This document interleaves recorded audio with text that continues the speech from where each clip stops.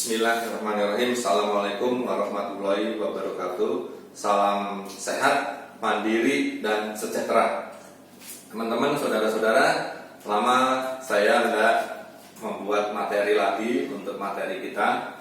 Alhamdulillah ini ada kelonggaran waktu. Saya akan isi dengan topik hari ini mengenai bekerja.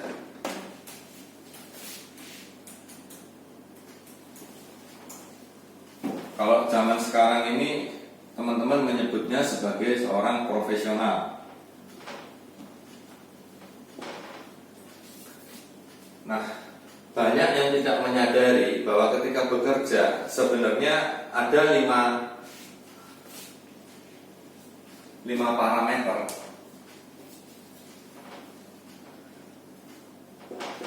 yang harus kita perhatikan ketika kita bekerja. Nomor satu, yang paling banyak milenial sekarang adalah masalah gaji. Nomor dua adalah masalah network. Nomor tiga adalah masalah karir. Nomor empat adalah masalah passion. Nomor 5 adalah masalah leadership. Jadi saya jelaskan secara sederhana.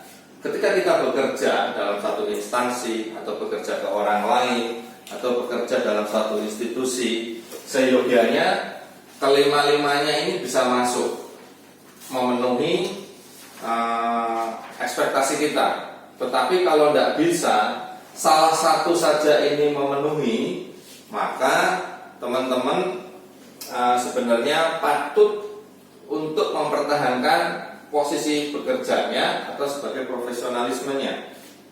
Jangan buru-buru pindah kalau kelimanya ini terpenuhi atau salah satu ini terpenuhi. Jadi begini,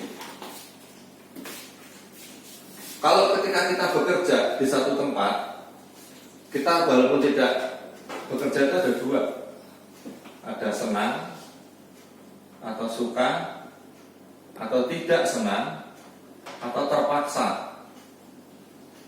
Nah, apabila parameternya ada yang di bawah ini, tidak senang atau terpaksa, tapi gaji kita tinggi, maka teman-teman ada alasan untuk tetap stay. Yang kedua, network.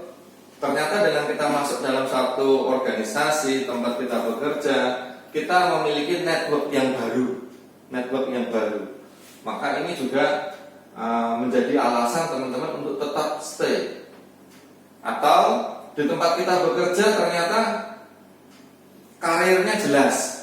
3 tahun ke depan naik supervisor, 3 tahun lagi setelah itu asisten manajer atau manajer acting, kemudian naik lagi. Jadi karirnya jelas. Atau ketika kita bekerja di satu tempat, itu ternyata sesuai dengan minat kita. Minat kita misalkan untuk menggambar, ternyata kita bekerja di tempat desain grafis. Kita senang sekali, artinya menyalurkan hobi dengan mendapat kesempatan untuk dapat remuneration-nya. Atau di tempat baru kita dikasih kesempatan untuk menjadi leader, belajar kepemimpinan. Nah, 5 hal inilah sebenarnya kalau teman-teman dalam bekerja bisa mendapatkan semuanya, itu ideal. Tapi kalau tidak bisa, salah satu terpenuhi saja, maka cukup alasan untuk teman-teman tetap stay, untuk tidak pindah, kecuali tempat lain menawarkan kesemuanya ini.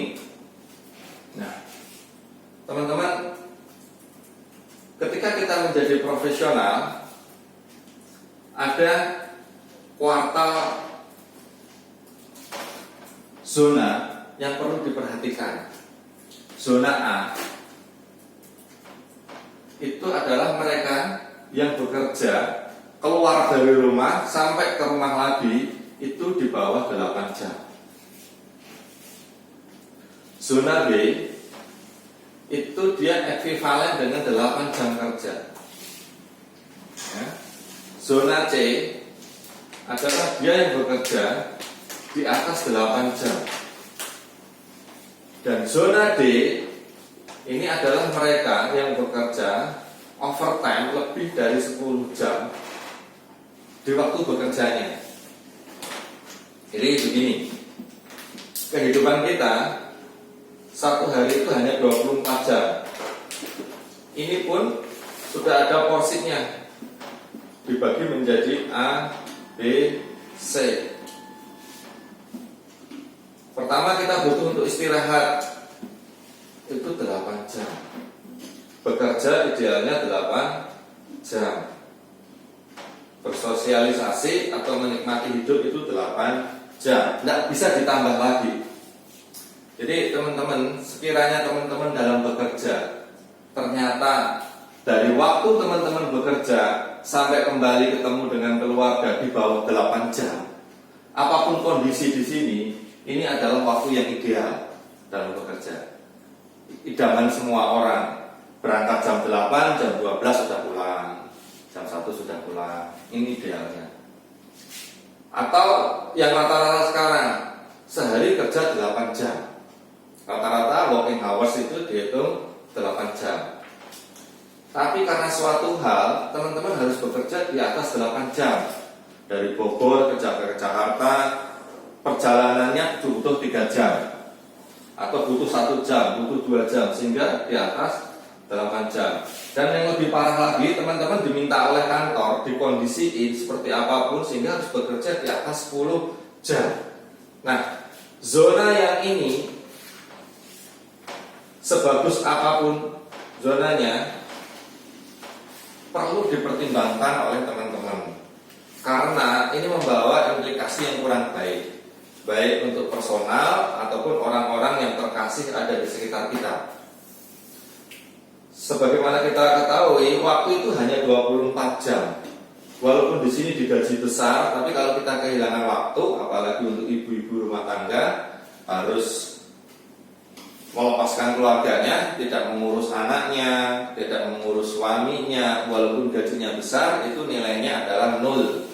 Tidak ada nilainya, hanya dapat masukan secara material.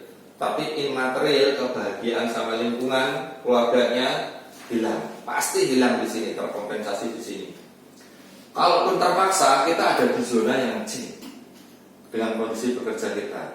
Bagaimana agar kita bisa bermigrasi ke zona B atau bahkan ke zona A? Ada 2 cara teman-teman agar bisa bermigrasi, agar waktu kerja kita di bawah 8 jam atau sama dengan 8 jam. Yang pertama, teman-teman harus mulai merintis di 2 bidang kegiatan. Nomor 1, di bidang bisnis. Nomor 2, di bidang investasi. Manakala keduanya atau salah satu bisa mengcover streaming kebutuhan dari teman-teman, maka teman-teman tidak perlu menghabiskan working hours-nya lagi. Nah, agar kita bisa memilih apakah investasi yang kita pilih ataukah bisnis, atau mau di tempat manakah yang paling tepat, jangan lupa subscribe, ikutin channel ini terus. Nanti akan kita bahas kita mau kemana sih agar kita lebih free time, kita lebih enjoy, kita lebih banyak bisa membantu orang, kita lebih banyak memiliki quality of time terhadap keluarga kita. Hari ini cukup dari saya. Terima kasih. Assalamualaikum warahmatullahi wabarakatuh. Jangan lupa subscribe, jangan lupa nulis komentarnya di channel YouTube-nya. Kita ketemu lagi di saluran yang akan datang. Alhamdulillah.